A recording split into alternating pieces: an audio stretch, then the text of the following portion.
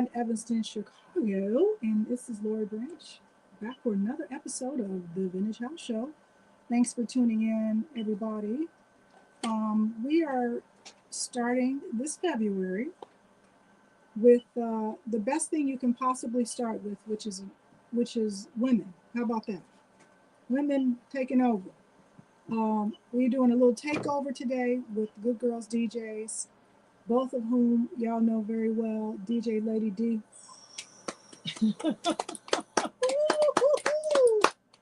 And DJ Beatty Girl. And the crowd goes wild. Thank you all for being here. Thanks for having us. Yeah. I'm happy to be here. Awesome. Well, let's see. I'm going to make sure I can hear you both very well. The mic is kind of hot. Can you try that? How about now? Beautiful. So, for those of you listening, you are hearing some iconic and beautiful voices. My pals and lovelies, people who've changed my life for the better over the last few years. I have some notes I'm going to start with, but collectively, we've been spinning in clubs, festivals like Burning Man, Art Fest, Chosen Few, Detroit's Movement, Lollapalooza, Darlene being the first African American female DJ to play Lollapalooza, and so many more important and amazing events and clubs and festivals throughout the world. So congratulations, first of all, for just being so amazing. Yeah, she's doing some sign language. I feel like being silly tonight. I don't know. Be why. silly. Okay, because I feel like silly. I feel like going into like Beastie Boy mode. Like, all right. What does that mean? You never seen the Beastie Boys do interviews? Okay. No, it's been a while. Yeah, their interviews used to be pretty reckless. Really? Yeah. And as much as I love to be taken seriously, sometimes I think it's okay to let your hair down. I agree. All the time I let my hair down. All right, so we're going to let our hair down. We're just going to hang loose with y'all for about the next 45 minutes as we talk about sort of everything Good Girls, but also just what kind of an incredible, crazy year we had. And it's starting off to be even more adventurous and eventful. So did I say this, that collectively we have experience of about 80 years of DJing? That's crazy. That's a lot of music. I'm celebrating my 30th year, so I know. And I've been doing 40 plus. Okay. And this one's doing, I feel like 7, 8, yeah, I'm at 7. Yeah, so we're around 80 years of music. I love it. That's a lot. That's a lot of parties. You look good. Okay. That's like if we put it all together, all the residencies and the festivals and the events. I wonder how many how many songs we would have played. Oh man. I mean, listen, I'm trying to get rid of my collection. Oh my God. It's so much music, and you have way more than I do. That's because people die and give me their stuff. That's what happens to me. That's morbid. That's terrible. I know. Hey, Lauren Lowry. We see you, Vincent Chalice. Our executive Queen producer, archivist, Lauren Lowry. But no, we do have a lot of music. I like to think about that earlier because I'm like, what does that mean to have like 80 years worth of experience? And I'm sure we play some of those records over and over and over. But that's a lot. That's a lot of experience. Yeah, it's quite a bit to pull from. We basically mentor you, right? To a certain extent. And a lot of it is based on experiences that we've already had, right? So you don't have to make some of the same mistakes. Mm-hmm. And literally, people always say people are going to do what they want to do. Yes. But, really good mentees tend to listen to you. They may not like it initially, but they benefit from it, So Baby Girl, for those of you who are listening, is getting lots of hugs and loves and side looks and side looks and eye rolls. No. Little Niecy neck It makes you rolls. stronger. Okay. Meow. 360. Yeah. What was the girl from The Exorcist? Take it. Reagan. Oh my Oh God. my Reagan goodness. head rolls. Have you ever heard of that movie? The I've Exorcist? seen the Okay. I've seen the So, Exorcist, in case y'all not catching it, she's a lot younger. everyone. But she, mentorship works in two ways. So Yep. I'm learning a It sure lot from does. this person right here, and I'm blessed to have you in my life. Did I just get choked up? a Gosh. little Oh my God. Hey, Delilah. Did you get a haircut? I did, and I got when we went to New York. I got It's her. cute. Yeah. Darlene is just back from Sundance, which we'll talk about, and Hannah, aka Viti Girl, is just back from New York, where she took the city by storm. Yes, baby. What were you doing there? Well, my main gig was to play with the iconic Miss D Diggs. She's a Mhm. resident at Public Records in Okay. Brooklyn. So she brought me out to share the residency the evening with her. It was Yeah. a Friday night in the atrium. I don't know if you've been to Public Records Mhm. before, but it's a really special space. Okay. There's 3 different areas where you can see music Yeah. happening simultaneously. Okay. So we were in the atrium, and they have these amazing speakers. If you haven't seen the sound system, Where Google. part of New York is it?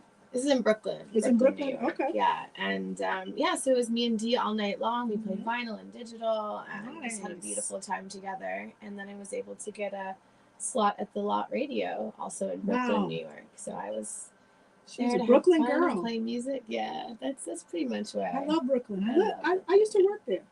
It's really I worked cool. there for a whole year. And then It's I had really to get cool. out of New York. But awesome. Well, congrats on that. So Thank you. listen, we have a lot to cover in a short amount of time. So what we're going to do is we're going to start with documentaries. Okay. You want to know why? Because I feel like it. Okay, so but we're going to talk about documentaries, the Grammys. Certainly, we're going to talk about our 2024 crazy ass year, and then we're going to talk about 2025. And then I'm going to ask you questions that my colleagues and cousins asked me about DJs. Oh, wow. And Oh, that sounds like fun. yes. So, in addition to like the past several years, in addition to like what's we just talked about with Sundance, there's just the interest in house music continues to grow. And I really experienced that, I think, over the last 10 years or so, that there's more books, more articles, documentaries, all about sort of the beginning of house music. Most recently, we had Chicago Stories, a documentary that both Viti Girl and I had the pleasure and privilege to participate in. We get screenshots of Lady D, and she's also featured in the companion pieces that are on the internet. But this was called House Music: The Cultural Revolution by Barbara Allen, and just an So amazing, like 1 hour, very comprehensive piece on sort of the beginning of house music in Chicago. And there are many stories about the beginning of house music. So for every DJ, there's a story. But this one is pretty good, pretty well done. And then there is the premiere of Move Your Body that happened at Sundance, which features Darlene Unibikwe.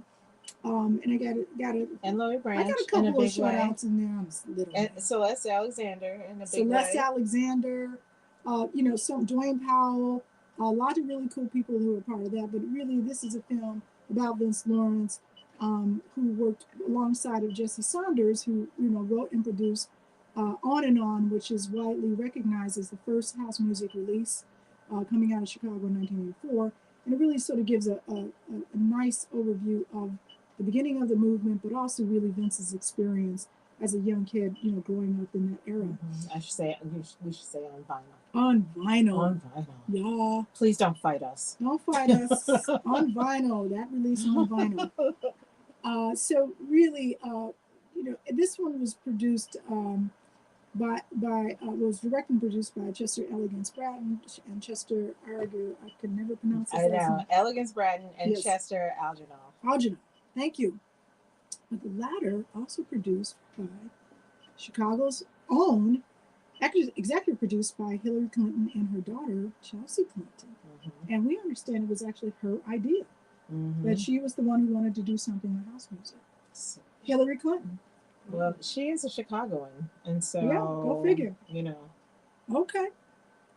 So where can you see Move Your Body? Good question. So we can't see Move Your Body yet because it is part of the film festival and it's on this sort of time release. It's like a slow pill. You know, you're not going to feel it until it's moved around the body a little bit.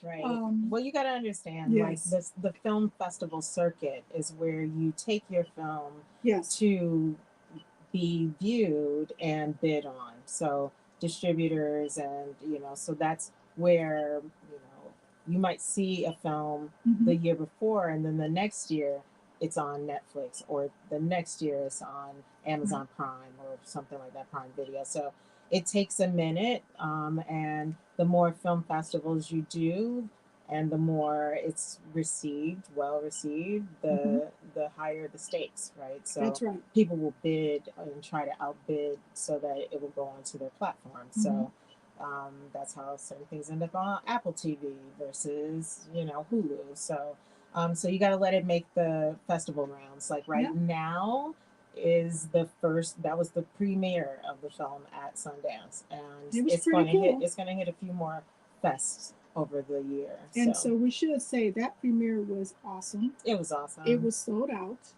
It's Sundance in Utah, up in the mountains. Boy, the thin air up there, I couldn't hardly breathe. You couldn't? You know, I'm surprised. I mean, I don't work out that much, so I know why I couldn't, but you couldn't. Well, I mean, I did okay. Okay, no. But it caught me by surprise when you're walking up mountains to get everywhere. For sure. In the snow and it's 35 degrees. Hey, Melody.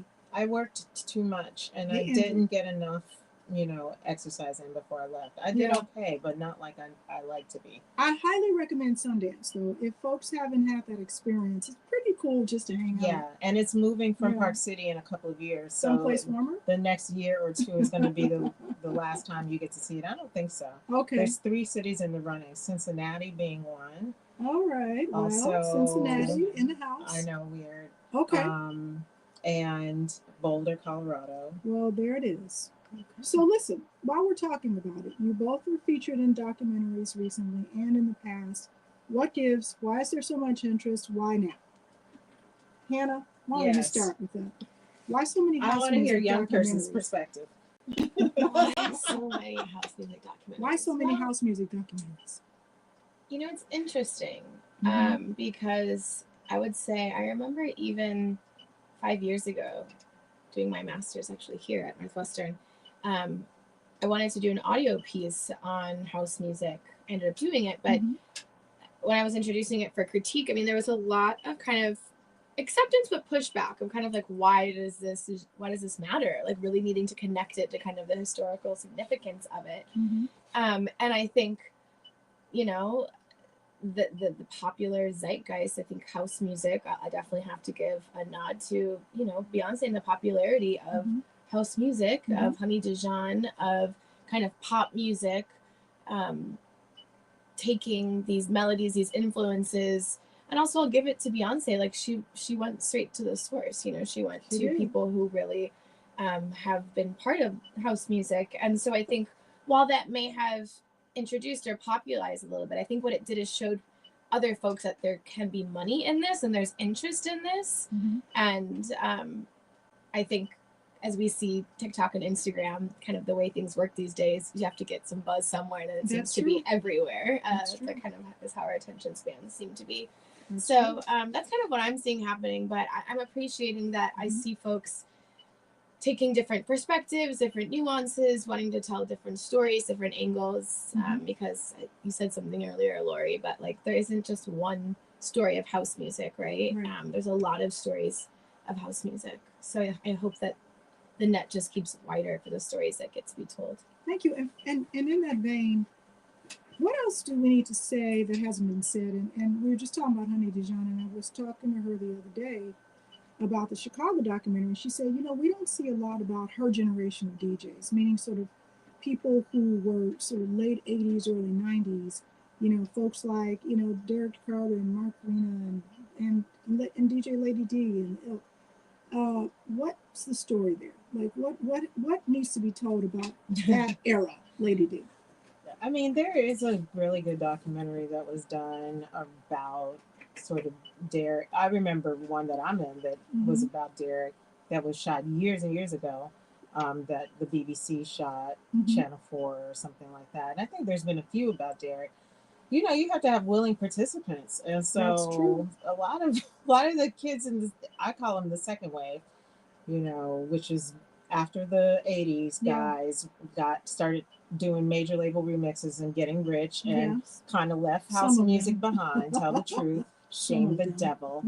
They did well, they stopped doing parties and stuff like that. They were too good, you know what I'm saying? They were making too much money. I mean, can you blame them? They have families. Right. And people they wanted to, people were growing up. And so you've got, you know, Curtis coming in, establishing Casual Records and keeping house music going off the strength of the money he made with the Percolator. Hey, DJ Terry Hunter. Hey, Terry. And then Terry Hunter, one of those people. Yeah. Well, I think Terry's like on the cusp.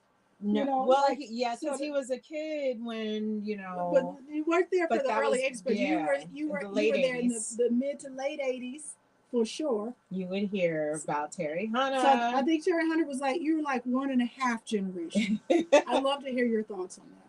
Well, I mean, Terry's still kind of young too, you know. I know. And so, but the 90s people that I knew, you know, who were kind of hitting the underground and making that noise, that where they were still saying like, oh, Chicago, come overseas, you know, the Spencer Kinseys, the Dizzes, the Derricks, the Sneaks, the Boo Williams, the Glenn Undergrounds, the Paul Johnsons, that sort of generation that even, you know, you kind of incorporate the Booty House guys and Dance Mania people, all of those guys. Footwork and juking, and sort of a lot of that sort of happened within like that 10-year span. Right. And so they were actually getting the job done. You know, they were the ones that were spreading the gospel of house and kept it afloat, even when other people retreated. And so, but they just did the work. They went over to Ibiza, they went over to Europe, they went and laid those tracks. But I mean, ask them if they want to be in a documentary. I feel like most of them would say no. Yeah, I think it's interesting because what you're describing to me sounds like a diffusion. Like, so there was this catalyst that created this out of this little hub of people, you know, these little 20 DJs who everybody kind of knew and you've heard their names over and over and over. And then it sort of expanded and then it kind of took off. And so you didn't have that same kind of hub, you know, that incubator. Right. You know, which maybe that diffusion is less of a story. I mean, if you get back to Frankie Knuckles being kind of like that first superstar DJ where people started requesting the DJ come over and play and doing those things and sort of made it into this, this is, you can invite a DJ to play and pay them money and put them on an airplane with their records and they'll come and we can have this Chicago experience in our house. And then it became, you know, more widespread. And, you know, that was pretty common in the 90s. I think it made it really appealing for all the folks that watched Derek Carter and Spencer Kinsey and all those kids, you know, getting on airplanes and coming back with stickers all over their record boxes and saying like, oh, you know, that you can actually make a career out of this. You can make a living out of being a DJ. It did not occur to me. Yeah, that turned it on its ear. Not in 1982. So you get this crazy proliferation of, you know, people who really want to be a DJ at that point. That's so interesting. And I think, I don't know if it was less expensive, but I guess it is less expensive when you're getting paid that way, you know, and somebody's carrying your stuff for you. Preston just said we exported our talent. So that's a good point. We exported it because we didn't have the infrastructure to absorb it like Ibiza and these other places. We couldn't do that. Yeah, our city. It took our city a long time to acknowledge house music and to even, you know, where we have the ability to have a city agency like DCASE. Allow, you know, house music festivals in the parks. The Summer Dance series was going on for a few years before they actually invited house DJs to be a part of that. And I know that first year, you know, when Frankie played and Super Jane played, and so those years. That was like 2004. It took a Took a long long time. time. It did. But, you know, if you think 84 to 2004, at least 20 years went by where our own municipality really didn't acknowledge it. So it took a long time.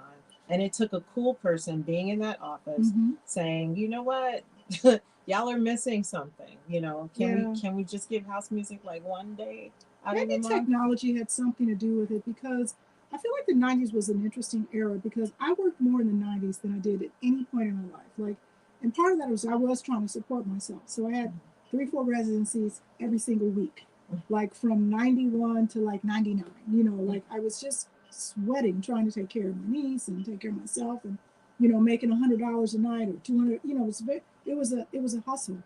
But we didn't have access to the type of technology that would allow you to share yourself and your music in the way that it did, as we did even in the early 2000s. You know, at least we had YouTube, MTV. I don't know.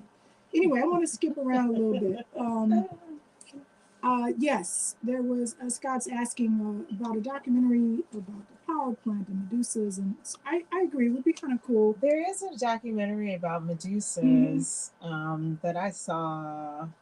I don't know what's going to happen with it. Yeah. And there was a documentary about Wax Tracks, which was really cool. I haven't seen. There's so many out there.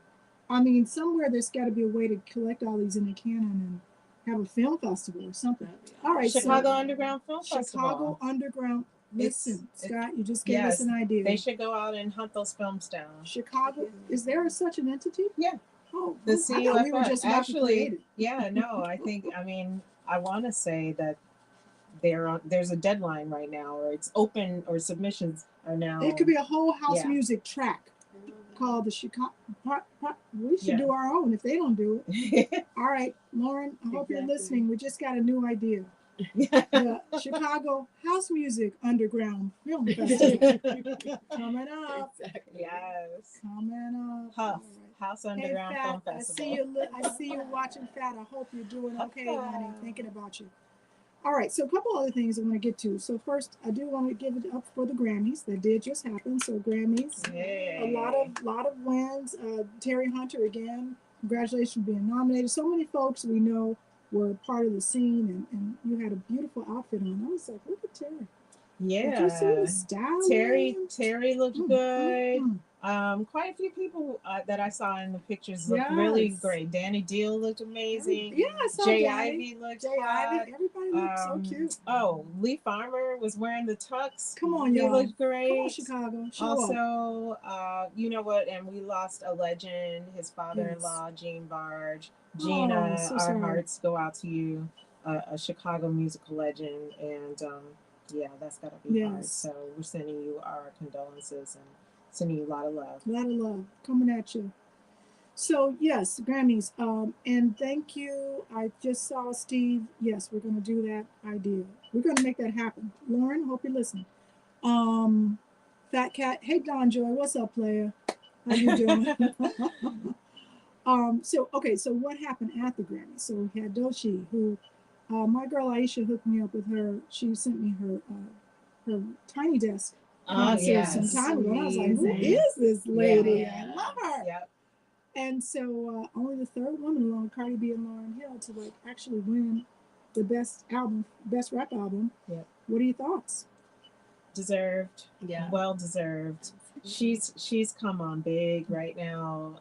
I love avant-garde artistry. Yes. And so when you are, using like black hair and your black body to really put forth that type of creativity to say that, no, we're not all the same. Right. And,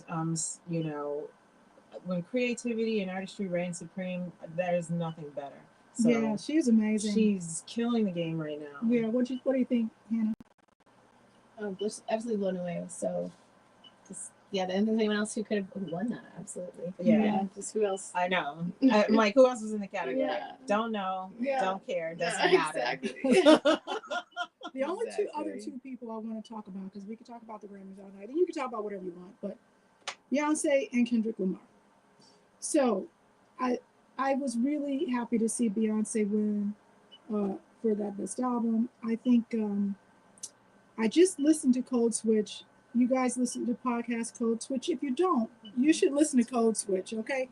Like, go ahead and download Code Switch right now after this, and then get with that program, because the host, B.A. Parker, and the other hosts they're just smart ass Black people who I just love to hear from, and they're young folks, and they're just making a difference in the world. Anyway, she just recently did a podcast on learning to play the banjo. She's looking for a banjo tribe. Did you hear this episode? No. She's like, I'm trying to learn the instrument, and she was sort of feeling lost, and it's a hard instrument to play, and she couldn't find other Black people who wanted to do it, and she ended up having a conversation with Brianna Giddens. Do you guys know who she is? She's kind of like a folksy singer. She's Black, but she does she actually does a retrospective on Sister Rosetta Tharpe. She does a lot of really cool stuff.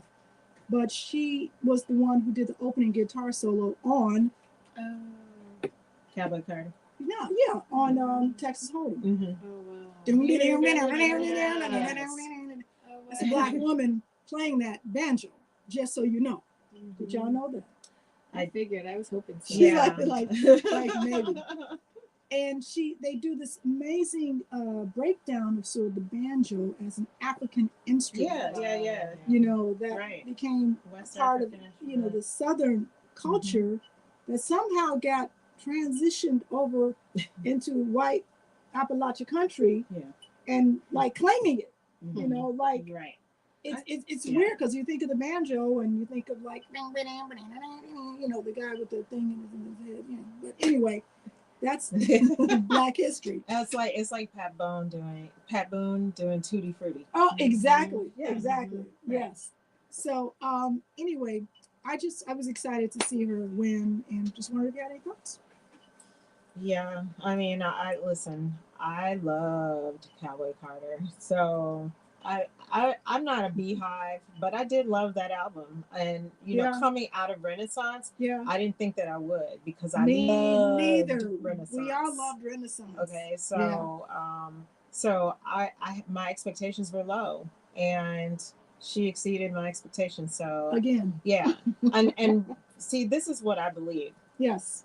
You deserve an award if you are able to do certain things. One, musically, I think it's all there. Mm-hmm. But two, she expanded the conversation around the genre, right? And three, gatekeeping.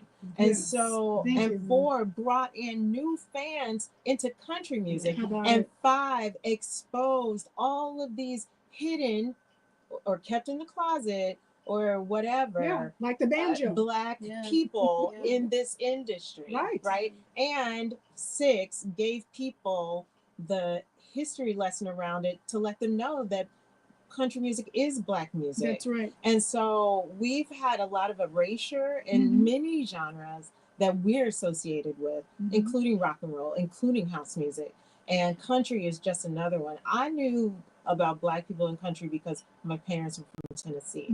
So I grew up listening to country and Western, which is what it was called in the 70s. Okay. And so Charlie Pride was a major Black artist who we had all the 8-track tapes, all the albums, and used to listen to him on repeat. And so between,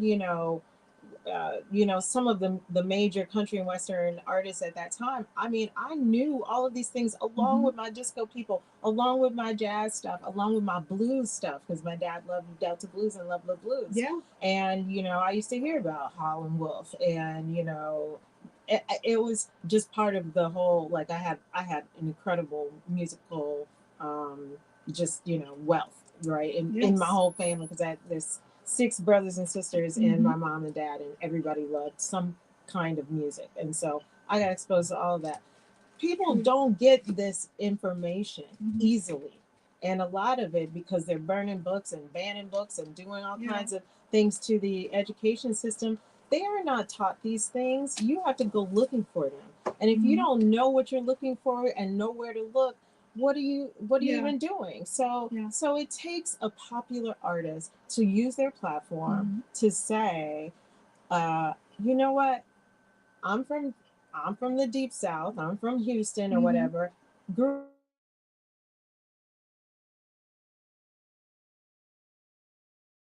to not hear her countryness. She sounds country Okay, to me. she definitely sounds country, and And I love so it. I love it. and that's a part of her that Yeah.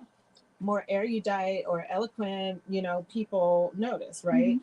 But she finally just gave in again, right? So she got such a terrible raw reception the first time Yeah. when she did the song with the chicks and my daddy's something, and so terrible reception. And I think she kind of just put that back and said, okay, well, I'm not going to go there. But when she got to a level where she's undeniable, she was like, you know what, it's just been a burning thing inside her. So part two, She's Renaissance nice. part two, is Cowboy Right. Carter. Right. And I was here for it. I'm here for it. I'm here for it. And congratulations to Beyonce, because Congratulations. yeah, She deserves every bit of it. yeah, and album of the year, and I'm glad that Jay-Z called them out. I'm glad that Harvey went on the broadcast and said, you know what, the weekend, we want to welcome the weekend back. We are making things right. Like, we don't always get it right, but when we know we've gotten it wrong, we're going to try to make it right. Yeah. And that's the best we can do. Amen to all of that. Amen.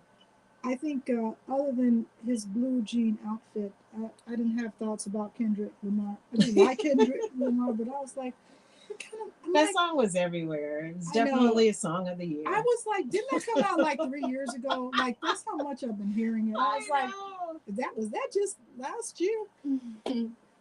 Preston, yeah, I hear what you're saying. He said that we have abandoned, so much of our music has been abandoned. So you think about blues and jazz, and when my cousin Billy Branch, who's a blues player, goes to play, most of his audiences are not black people, and that is very common. And there are a lot of reasons for that. The best one that I recall is a guy that I used to work with when I was a tour guide at the museum, and I was playing something that was very like old school black music. I can't remember what it was. And he was like, I don't like that stuff because it reminds me of when I was poor. And so I want to distance myself from it. Like, so he only liked pop music, And I was like, you're missing out on so much. And he was like, yeah, it wasn't a good time for me.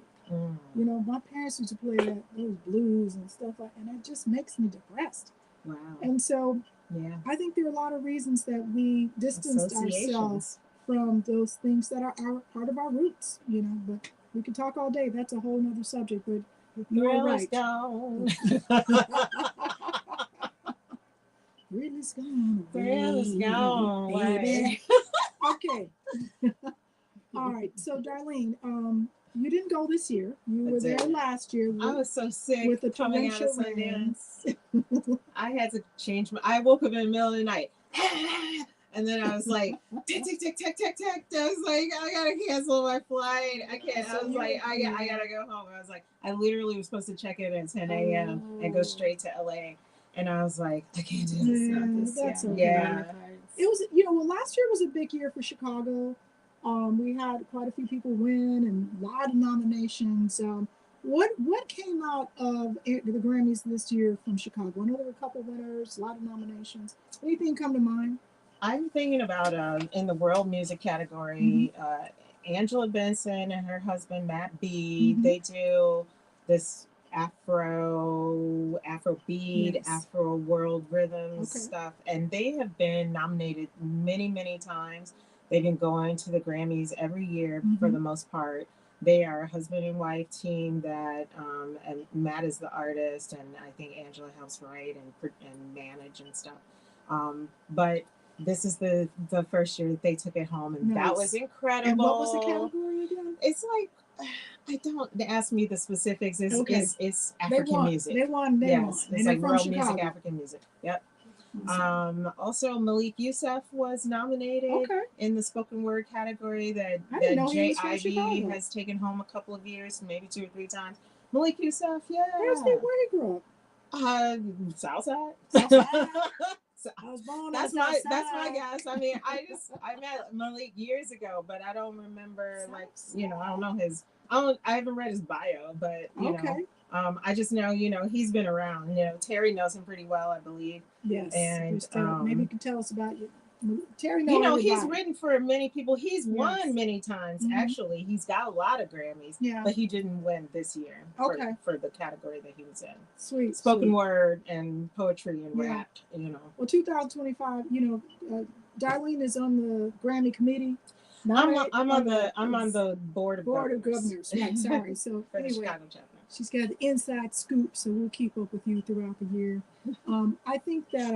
Okay. Well, this is a good time to talk Yes. about membership. If Yes. anybody's interested in becoming a member, there are office hours every Thursday with the membership person Mhm. from Nationals. And it's a great time to get your questions answered. There's also something on my Instagram page about how to join and become a member. So, but you can also reach out to me personally, and I will direct you in the right way into getting as much information as you need. That's right. Last year, I was able to enroll and enlist at least 30 people into membership, and I would love to do the same this year. So if you are interested and have a catalog, or if you don't have a catalog but are a professional member of the music community, a lawyer, a manager, an agent, something like that, then you can become a professional member of the Recording Academy. All right. One of the things they played up this year, which I thought was so clever, and I think it makes sense because people don't really understand how voting works. And unless it's like a craft committee where it's just people who do that thing in particular, all 13,000, 14,000 members of the community can vote in these categories. Okay. So literally, if somebody won and it wasn't a craft committee type category, it's because people voted. People voted. So it's important. For that. Terry Hunter said get involved. Get involved, So baby. come on, people. You know the requirements. And if you meet those requirements, there's no reason you should not be a member. So let's make it happen for 2025. I know, Terry, you'll be back. Hey, Darlene is a producer, and she's not short-stopping. And she's, we ain't gonna be ready for 2025, but maybe 2026. We might have something to show for ourselves. Okay, we're gonna move on. 2024 in review was a busy, stressful, crazy, I was about to swear on the radio. I'm not gonna do that. Crazy year. 40th anniversary of the release of On and On, the pressing release of the record On and On, and therefore launching sort of this 40-year anniversary all year round. Lots of celebrations in that spirit. We started the year playing out for the Chicago Bulls halftime show. It was a major blast. So many of our friends and family were in attendance and got to sit in a really cool box, and we got to hang out with DJ Flipside. What's up?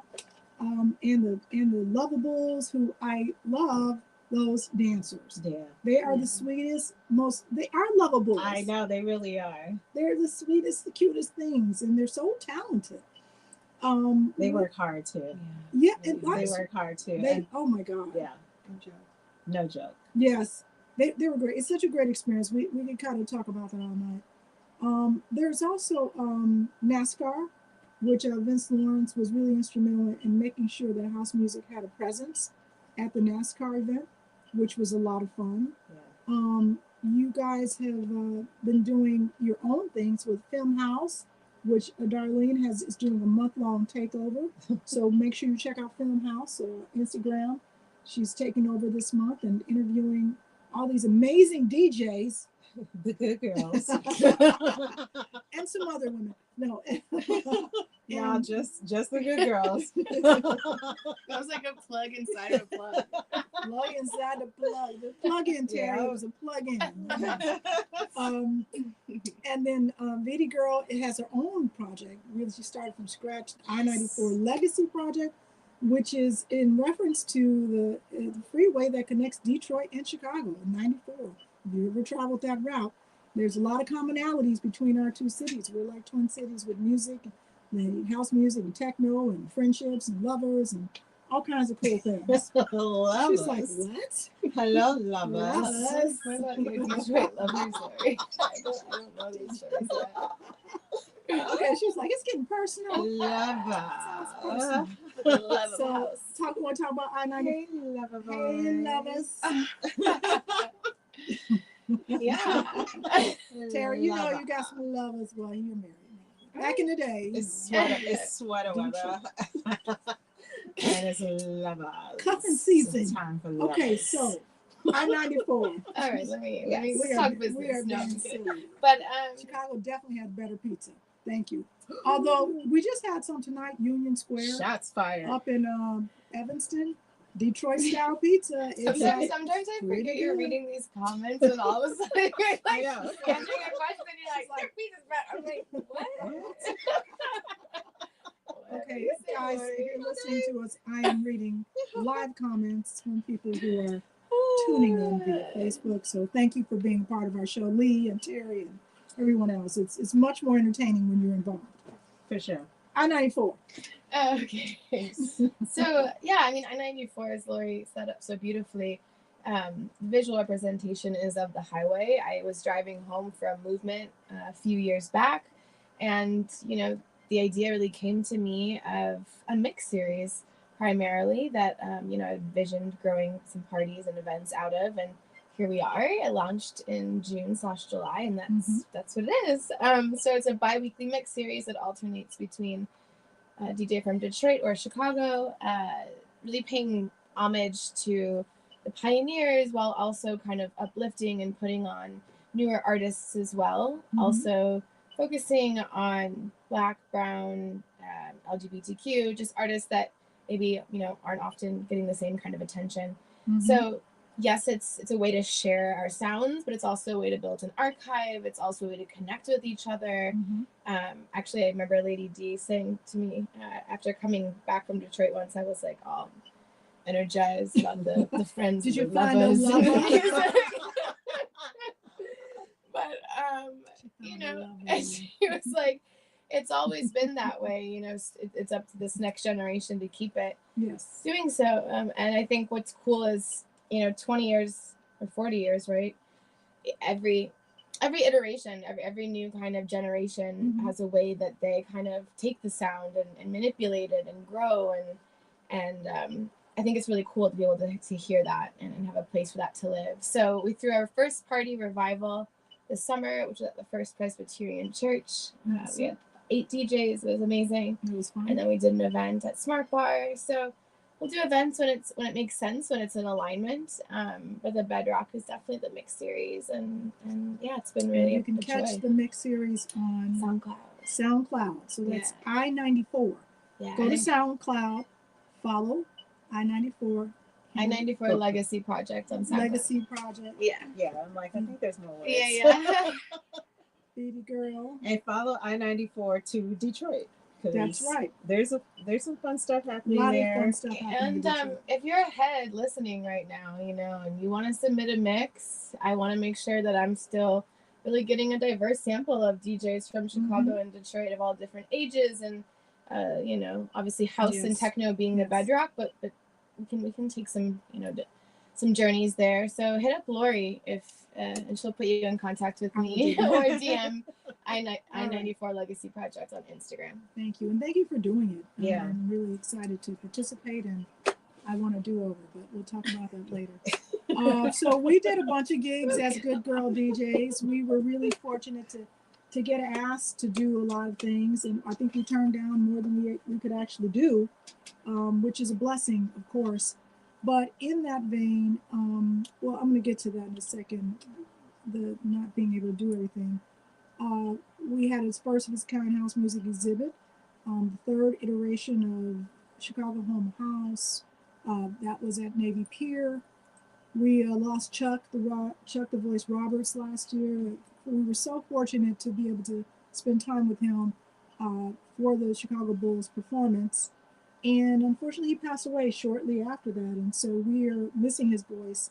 And we're just grateful for his presence and his contributions. And so rest in peace, Chuck. We lost a few other people too, and I don't want to start naming names, but we could have our own memorial. memoriam section, we saw the ascension and defeat of Kamala Harris, which many of us were very disappointed by. She didn't get a fair shot, but within a few months, she came within 1.5 points of who.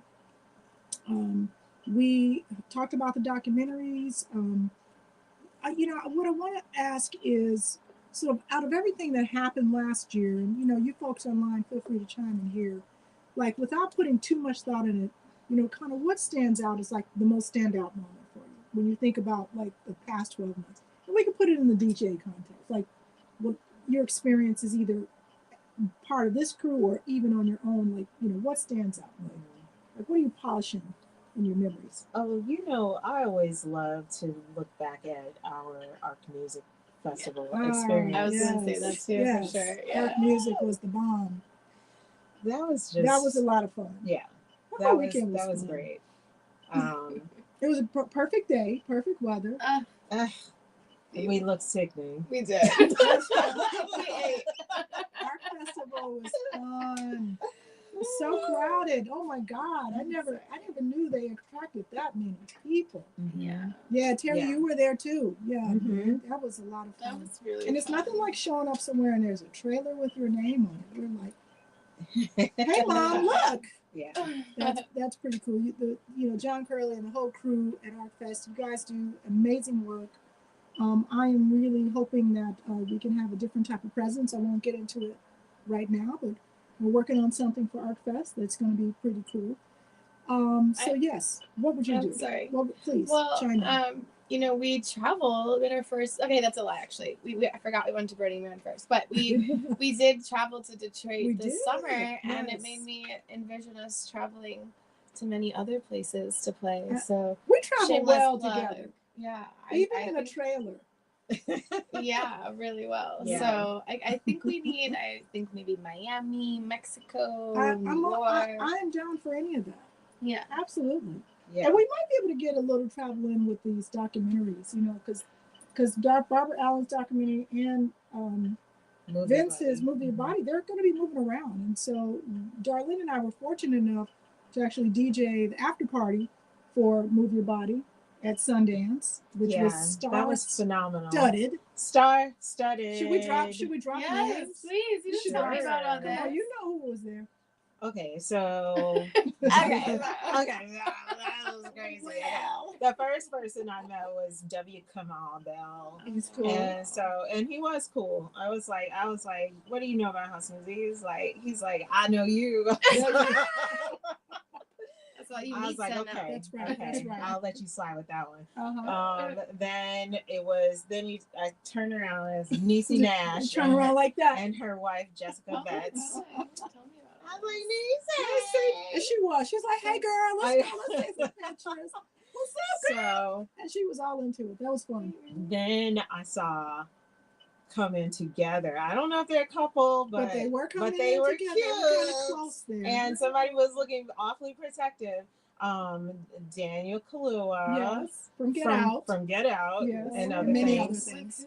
And what's her name? Ayo Edebiri from The Bear. Oh, okay. Are we dropping tea here on the station? They were cute. Were they like close together? Oh they were just close. They were like in proximity. Okay. They were like, we made that. Somebody's keeping their eye out. It was cute. Yes. It was really cute. And many others. So it was Jesse Williams. Jesse Williams from was Grey's there. Anatomy. Yes. We're just dropping all kinds of names. Hey Tilly, DJ. Hey Greg. So it was quite a few. It was definitely the party of Sundance. I've been to Sundance 4 other times. Yeah. I've never been to a party like that. We have to keep those people out. Yes. They would not leave. They had a real Chicago experience, and they were on the dance floor from the moment we started playing. Till the end. And Marshall Jefferson hung out with us for a little bit. Yeah, so he played for a bit. Byron Stingley stayed in the car. Byron, we missed you. We were waiting for you to come in. But no, it was really cool. Really had a good time there. So listen, I'm going to jump ahead because we're running out of time and say, well, both of you also are doing other things. You're serving obviously as independent artists, but really as mentors. You know, I want to just give flowers to both of you for really trying to put on younger people, other people, not just younger people, but women specifically who want to be a part of this energy and of all ages. You know, Celeste Alexander is doing the same thing with her butterflies. And so really just appreciate everybody who's like lifting other women up. Like, especially now, listen, brothers and sisters, lift these ladies up, okay? Because there is an active movement to suppress, oppress, repress, all the presses, you know, for our culture. Lift yourselves up. Lift yourself. Stay united. We got to stop fighting each other. This is the time for us to unite. Put it all aside. You've got so much work to do. 100%. And we have to fight the common enemy, not ourselves. Yes. And it helps when we are working together. Together we're going to do more than by ourselves. So work on yourself, but you know, where you can. And so I appreciate what y'all do. It's inspired me to do more. So I hope it inspires everybody else to do the same. All right, so I have some questions for you. Forgot about these. Okay, so these are some questions, and guys who are watching us or listening, you can chime in here because I get questions. Are these like you know when you go to a family reunion? Are these like the kind of like yes, because you'll have your own. Okay. But you know, you go to a family reunion, everybody goes, and if you're a DJ, especially if you're a female DJ, people who don't like house music, who don't go out, you know, they're part of the Steppers crew or they part of the sit home and watch Netflix crew. They ain't going nowhere, but they feign interest in what you're doing, and they ask these questions. So you still, you know, you have records and equipment, and that stuff must be pretty heavy. Do you still have to carry around records and equipment? Nope. Now we just have these little flash drives, little thumb drives. Unless you're playing a vinyl gig, then true. I had to bring my records to New York, and let me tell you, that was heavy. That's true. Give me, I thought about. And you have to explain what you have to do, and you show them the drum job, and they're like, "Wow, that's cool." That's cool. I always tell them, see, first I played on these sides, then I played on this size, and now I play on this side. This time smaller is better. So one time, okay. How about this one? How do you stay up so late? Oh yeah, that's a big one. Oh my gosh, I've been staying up this late since I was 12 months. I promise you, I've been I didn't go to sleep when I was a kid, ever. So you're just yeah. Yes. How about you? I don't know. I mean, I think that especially for the gigs, there's normally so much adrenaline and excitement pumping through my veins. I mean, I try and think about like my sleep in terms of like the weekend. So thinking about where it's better for me to have like a sleep in morning, you know, I try and nap before a gig. Sometimes if I'm playing really late on the lineup, it's hard for me to get to the club too early, so I won't come to those sets too much earlier than I'm going to play. So, you know, it's kind of reading your body, listening to your body, resting when you're finally done. I feel that. Terry Hunter said, "No more good girl, laugh out loud." All right, so how about this one? Terry, you'll like this one. You like this one. Do you like requests? Do you take requests? Okay, I don't like requests, but sometimes I listen to requests. Okay. Does that make sense? You listen to them. You entertain them like, that's a nice idea. Go away. Like, I might, you know, not necessarily respond to the person. Yes. But I take the information of what they were asking for and see if it's what the party needs in that moment. So I'm not really entertaining that particular request. Yes. But I'm looking around to see, okay, are they off their rocker completely? Or is this some sort of info that I can use? I like your approach. I appreciate that. I take requests. I entertain them. And then I usually blame the other DJ. You know what? I don't have that. But Terry Hunter's coming up. Like when we're playing together, I'm like, Lori can play. I'm like, ask her. Yeah, exactly. She got it. She's got it. So Okay. I guess we gotta go. All right. So listen, the last one is, can I get on the guest list? Yes. If you ask me nicely. Thank you. I need the guest All right, list. Lauren said thank you. All right, our time is up. I really appreciate There y'all is no guest watching. list tonight. There's no guest list tonight. Don't let people Miss know. Thing. All right, thank you, Lady D. Thank you. Yeah. What's she talking about? I was talking about I-94. Yeah, she's putting me I-94. on. Thank you, Hannah, Vidi girl. Good Hannah. girls. Good girls. Thank you, girls. Lava. Good Good girls. girls. Good girls. Good girls. You want to play? It's time to It's play. time to play. All right, y'all. We're going to say goodnight. Peace. Hi, please. Thanks for listening to the Vintage House Show podcast. Please subscribe and share, and check us out live, WNUR 89.3 FM, Wednesdays at 10 o'clock.